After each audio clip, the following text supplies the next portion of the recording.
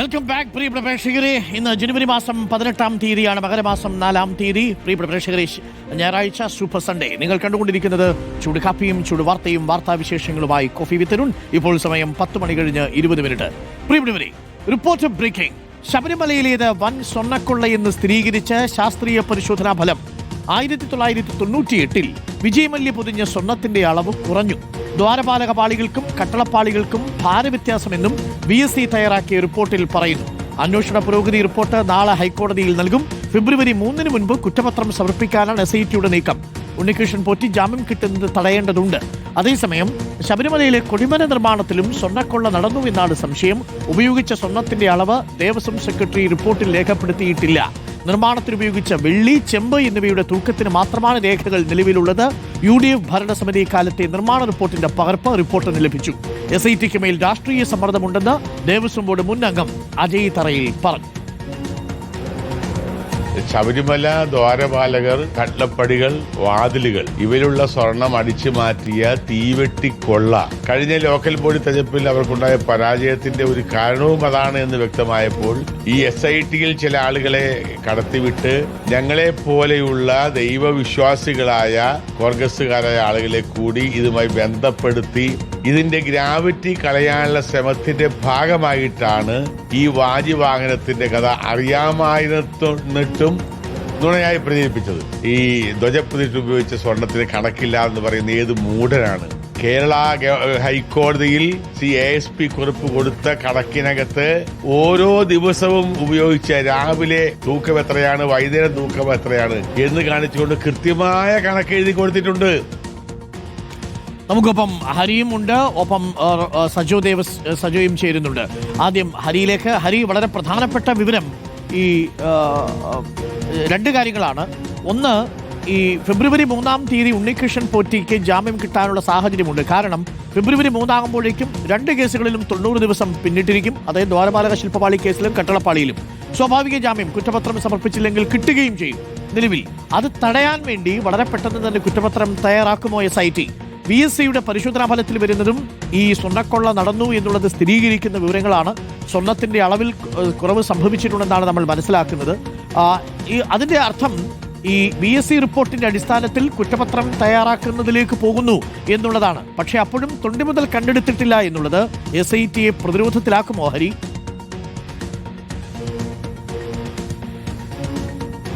അരുൺ, ആദ്യം ചോദിച്ചതുപോലെ ഒരു സ്വാഭാവിക ജാമ്യം എന്നുള്ളതിനപ്പുറത്തേക്ക് 2 കേസുകളിലും ജാമ്യം കിട്ടി ഉണ്ണികൃഷ്ണൻ പോറ്റി പുറത്തേക്ക് വരുമോ എന്നുള്ളൊരു ആശയക്കുഴപ്പം, ഒരു ആശങ്ക SITക്ക് ഉണ്ട് എന്നുള്ളത് തന്നെയാണ് വസ്തുത. കാരണം ദ്വാരപാലക പാളികളിൽ 90 ദിവസം ഇന്നലെ തികഞ്ഞിരുന്നു. ആ കേസിൽ പോറ്റി അറസ്റ്റ് ചെയ്തിട്ട് 90 ദിവസം തികഞ്ഞു. അതുകൊണ്ട് തന്നെ ഈ 90 ദിവസമായിട്ടും കുറ്റപത്രം സമർപ്പിക്കാത്തത് കൊണ്ട് തനിക്ക് സ്വാഭാവിക ജാമ്യം അനുവദിക്കണമെന്നാവശ്യപ്പെട്ടുകൊണ്ട് ഉണ്ണികൃഷ്ണൻ പോറ്റി കൊല്ലം വിജിലൻസ് കോടതിയിൽ ഒരു ജാമ്യാപേക്ഷ സമർപ്പിച്ചിട്ടുണ്ട്. നാളെ ആ ജാമ്യാപേക്ഷ കോടതി പരിഗണിക്കുന്നുണ്ട്. പക്ഷേ SITയുടെ റിപ്പോർട്ട് വന്ന ശേഷം, അതൊരു 3-4 ദിവസങ്ങൾക്ക് അപ്പുറത്തായിരിക്കും ഒരു പക്ഷേ അതിനകത്ത് ഒരു തീരുമാനമുണ്ടാവുക. പക്ഷെ അപ്പോൾ പോലും ദ്വാരപാലക പാളികളിലെ സ്വർണം കവർന്ന കേസിൽ ഉണ്ണികൃഷ്ണൻ പോറ്റിക്ക് ജാമ്യം കിട്ടും എന്നുള്ള ഒരു അവസ്ഥ തന്നെയാണ് നിലവിലുള്ളത്. പക്ഷെ അങ്ങനെ ജാമ്യം കിട്ടിയാൽ പോലും രണ്ടാമത്തെ കേസ്, അതായത് കട്ടിളപ്പാളികളിലെ സ്വർണം കവർന്ന കേസിൽ ജയിലിലായതുകൊണ്ട്, അതിൽ 90 ദിവസം തികഞ്ഞിട്ടില്ലാത്തത് കൊണ്ട് ഉണ്ണികൃഷ്ണൻ പോറ്റിക്ക് ജയിലിൽ കിടക്കേണ്ടി വരും, പുറത്തേക്ക് വരാൻ കഴിയില്ല. പക്ഷേ ഫെബ്രുവരി 3 വരെയാണ് അതിന്റെ ഒരു കാലാവധി എന്ന് പറയുന്നത്. അതായത് നവംബർ 3-നാണ് കട്ടിളപ്പാളി കേസിൽ ഉണ്ണികൃഷ്ണൻ പോറ്റിയുടെ അറസ്റ്റ് രേഖപ്പെടുത്തിയത്. ഫെബ്രുവരി 3 ആകുമ്പോൾ അതിൽ 90 ദിവസം തികയും. അതുകൊണ്ട് തന്നെ ഈ രണ്ടാമത്തെ കേസിലും 90 ദിവസം തികഞ്ഞു കഴിഞ്ഞാൽ 2 കേസിലും ജാമ്യമായി ഉണ്ണികൃഷ്ണൻ പോറ്റിക്ക് പുറത്തേക്ക് ഇറങ്ങാൻ, അതായത് ശബരിമല സ്വർണ്ണക്കൊള്ളയിൽ അറസ്റ്റിലായ ഒരു പ്രതിക്ക് ആദ്യമായി പുറത്തേക്ക് ഇറങ്ങാനുള്ള ഒരു അവസരം അതോടുകൂടി ഒരുങ്ങുകയാണ്. അതിനെ എങ്ങനെയെങ്കിലും തടയിടുക എന്നുള്ളതാണ് SIT ലക്ഷ്യമിടുന്നത്. അതിന്റെ ഭാഗമായി ഫെബ്രുവരി 3-ന് മുമ്പ് തന്നെ ഒരു പ്രാഥമിക കുറ്റപത്രം കൊല്ലം വിജിലൻസ് കോടതിയിൽ സമർപ്പിക്കാനാണ് SIT തയ്യാറെടുക്കുന്നത്. ഇതിന്റെ പ്രാരംഭഘട്ട നടപടികൾ ഇതിനോടകം തന്നെ തുടങ്ങിക്കഴിഞ്ഞു. അതിൽ VSSയുടെ റിപ്പോർട്ട് വളരെ പ്രധാനപ്പെട്ടതാണ്. ആ റിപ്പോർട്ട്, അതായത് ഈ കേസിന് ഒരു ശാസ്ത്രീയ അടിത്തറ, ഒരു പിൻബലം ലഭിച്ചിട്ടുണ്ട്. അത് ഈ VSS റിപ്പോർട്ട് വഴി. അങ്ങനെ ആ VSS റിപ്പോർട്ട് കിട്ടിയതോടുകൂടി കുറ്റപത്രം സമർപ്പിക്കാൻ SITക്ക് നിലവിൽ കഴിയും. അതൊരു പ്രാഥമിക കുറ്റപത്രമാണ്. അതിനപ്പുറത്തേക്ക് സപ്ലിമെന്ററി ചാർജ് ഷീറ്റുകൾ പിന്നെ വരും ദിവസങ്ങളിൽ ഉണ്ടാകും. പക്ഷെ അങ്ങനെ ഒരു കുറ്റപത്രം ആദ്യം തുടക്കത്തിൽ ഉണ്ടായിക്കഴിഞ്ഞാൽ ഈ 2 കേസുകളിലും ജാമ്യം കിട്ടാനുള്ള സാധ്യത അതോടുകൂടി അടയും എന്നുള്ളതാണ് പ്രധാനപ്പെട്ട കാര്യം. അതോടൊപ്പം റോഷിയിലേക്ക് കൂടി പോയിട്ട് വരാം. റോഷി, വളരെ പ്രധാനപ്പെട്ട കാര്യം, ഈ കൊടിമര സ്വർണ്ണക്കൊള്ളയിൽ ഇപ്പോൾ അജയ് തറയിലെ പ്രതികരണം നമ്മൾ കേട്ടു. കൊടിമരവുമായി ബന്ധപ്പെട്ടുകൊണ്ടും SITക്ക് ചില സംശയങ്ങളുണ്ടെന്ന് മനസ്സിലാക്കുന്നു. വാജിവാഹനം പോലെയുള്ള ഭൗതിക വസ്തുക്കൾ ദേവന്റെ ചൈതന്യം പ്രസരിക്കുന്ന ഭൗതിക വസ്തുക്കൾ ദേവസ്വത്തിന്റെ സ്വത്താണ് എന്ന് 2012 ദേവസ്വം കമ്മീഷണറുടെ തന്നെ ഉത്തരവ് അത് ലംഘിച്ചുകൊണ്ടാണ് തന്ത്രിക്ക് കൊടുത്തത്. അത് ആചാരപരമായി കൊടുത്തതാണെന്നും ഹൈക്കോടതി അറിയിച്ചതാണെന്നും അജയ് തറയിൽ പറയുന്നു. പക്ഷേ അപ്പോഴും ആ ഉത്തരവ് ലംഘിച്ചത് എന്തുകൊണ്ട് എന്നൊരു ചോദ്യം ബാക്കി നിൽക്കുന്നു. അഷ്ടദിക്പാലകർ എവിടെ എന്ന ചോദ്യം ബാക്കി നിൽക്കുന്നു. അതോടൊപ്പമുള്ള ചോദ്യമാണ് കൊടിമരത്തിന് വേണ്ടി പിരിച്ച പണത്തിന്റെ കണക്കില്ല. ഇപ്പോൾ ഇതാ ദേവസ്വം സെക്രട്ടറിയുടെ റിപ്പോർട്ടിൽ ഈ കൊടിമരത്തിൽ പൂശിയ സ്വർണത്തിന്റെ കണക്കും രേഖപ്പെടുത്തിയിട്ടില്ല എന്ന് പറയുമ്പോൾ സ്വർണ്ണക്കൊള്ളയ്ക്ക് സമാനമായ രീതിയിൽ അഥവാ അതിന് മുകളിൽ നിൽക്കുന്ന രീതിയിലുള്ള ഒരു കൊള്ളയുടെ സാധ്യതയാണോ SIT ഇനി പരിശോധിക്കാൻ പോകുന്നത്? അരുൺകുമാർ, കൊടിമരം പുനഃസ്ഥാപിച്ചതുമായി ബന്ധപ്പെട്ട ദുരൂഹതയുണ്ട്. കാരണം കൊടിമരത്തിന്റെ അതിന്റെ അടിത്തറയിൽ ഉറുമ്പരിച്ചു എന്ന് പറഞ്ഞുകൊണ്ടാണ് ദേവപ്രശ്നത്തിലൂടെ അത് മാറ്റാനുള്ള തീരുമാനമെടുത്തത്. എങ്ങനെയാണ് കോൺക്രീറ്റ് അടിത്തറയിൽ ഉറുമ്പരിക്കുക എന്ന പ്രധാനപ്പെട്ട ഒരു ചോദ്യത്തിന്റെ ഉത്തരം ആർക്കും നൽകാൻ കഴിഞ്ഞിട്ടില്ല. പിന്നീട് കൊടിമരത്തിന്റെ പുനഃസ്ഥാപനവുമായി ബന്ധപ്പെട്ട വ്യാപകമായി അനധികൃത പിരിവ് നടത്തിയെന്ന് അന്വേഷണ സംഘം കണ്ടെത്തി.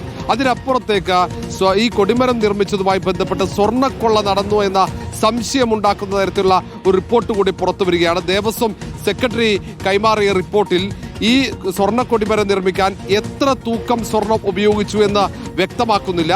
നേരെ മറിച്ച് എത്ര വെള്ളി, എത്ര ചെമ്പ് എന്നത് കൃത്യമായി പറയുന്നുണ്ട്. എത്രത്തോളം തൂക്കം വെള്ളി ഉപയോഗിച്ചു, ആ വെള്ളി എവിടെ നിന്നാണ്, ആറന്മുളയിലെ സ്ട്രോങ് റൂമിൽ നിന്നും വെള്ളി കൊണ്ടുവന്നതാണ്, ആ വെള്ളി കൊടുക്കാൻ വേണ്ടി സ്ട്രോങ് റൂമിന് കത്ത് നൽകിയിരിക്കുന്നു. അങ്ങനെ എല്ലാ രേഖകളും ഉള്ളപ്പോൾ എത്ര ഗ്രാം സ്വർണം ഉപയോഗിച്ചെന്ന് പറയുന്നില്ല. എസ്റ്റിമേറ്റിൽ പറയുന്നത് 10 കിലോഗ്രാം സ്വർണം ഈ കൊടിമരം നിർമ്മിക്കാൻ ആവശ്യമാണെന്ന്. അതേസമയം തന്നെ സെക്രട്ടറിയുടെ റിപ്പോർട്ടിൽ സ്വർണത്തിന്റെ തൂക്കം പറയുന്നില്ലെങ്കിലും സ്വർണം പൂശി എന്ന് പറയുന്നുണ്ട്. താഴിയക്കുടത്തിന് അറ്റകുറ്റപ്പണിക്ക് വേണ്ടി അവിടെ ഉപയോഗിച്ച തങ്കത്തിന്റെ അളവ് പറയുന്നു. പണിശാലയിലെ മണ്ണ് പരിശോധിച്ച് കണ്ടെത്തിയ സ്വർണത്തിന്റെ അളവ് പറയുന്നു. അവിടെ ബാക്കിയുണ്ടായിരുന്ന തങ്കത്തിന്റെ ഷീറ്റ് എത്രയെന്ന് പറയുന്നു. അതേസമയം എത്ര സ്വർണം, എത്ര തൂക്കം സ്വർണം ഈ കൊടിമരം നിർമ്മിക്കാൻ ഉപയോഗിച്ചെന്ന് ഈ സെക്രട്ടറിയുടെ റിപ്പോർട്ടിൽ ചൂണ്ടിക്കാട്ടുന്നില്ല. അതും ദുരൂഹമാണ്. അവിടെ സ്വർണ്ണക്കൊള്ള കൊടിമര നിർമ്മാണത്തിലും നടന്നോ എന്ന സംശയം ജനിപ്പിക്കുന്നു.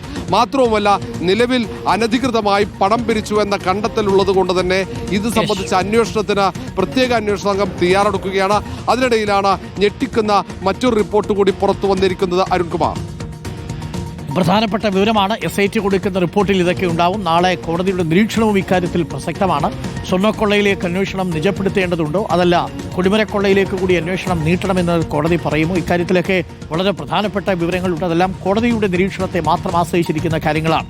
സജു ദേവസ്യയുണ്ട് നമുക്കപ്പം. സജു ദേവസ്യ, ഇപ്പോൾ പുറത്തു വരുന്ന വിവരമനുസരിച്ച് സ്വർണ്ണക്കൊള്ളയ്ക്ക് സമാനമായ അതല്ലെങ്കിൽ അതിനും മുകളിൽ നിൽക്കുന്ന ഒരു കൊള്ള കൊടിമരം പുനഃസ്ഥാപിച്ചതുമായി ബന്ധപ്പെട്ട് നടന്നിട്ടുണ്ടോ എന്നുള്ള സംശയമാണ്. ഒന്ന്, കൊടിമരം സ്ഥാപിക്കുന്ന സമയത്തുള്ള പിരിവുകൾ.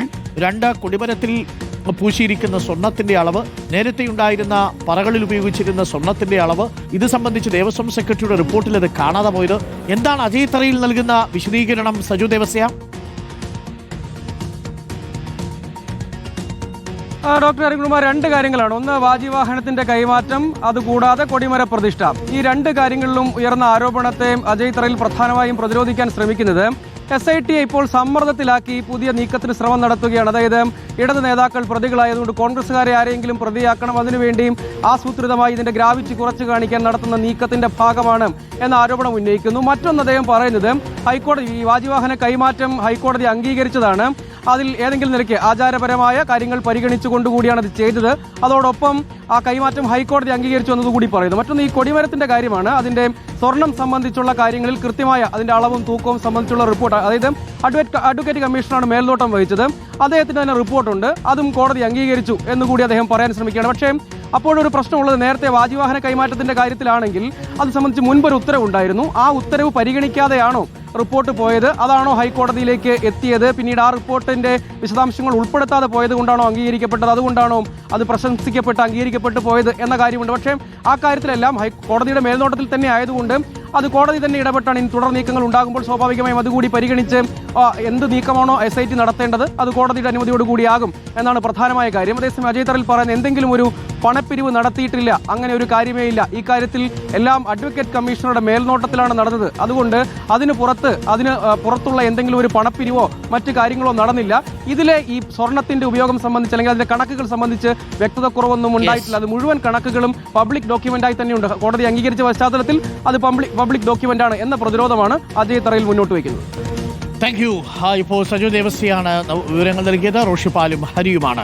നിർണായകമായ കാര്യങ്ങളിലേക്ക് കടക്കുകയാണ്. ശബരിമലയിലെ സ്വർണ്ണക്കൊള്ള കൊടിമര സ്വർണ്ണക്കൊള്ളയിലേക്ക് കൂടി കടക്കുമോ എന്നുള്ളതാണ് നാളെ വളരെ നിർണായകമാണ്. BSc കൊടുത്ത റിപ്പോർട്ടിന്റെ അടിസ്ഥാനത്തിൽ SIT കൊടുക്കുന്ന ഇടക്കാല റിപ്പോർട്ടുണ്ട്. അതിന്മേൽ കോടതിയുടെ നിരീക്ഷണവും വളരെ പ്രസക്തമാണ്.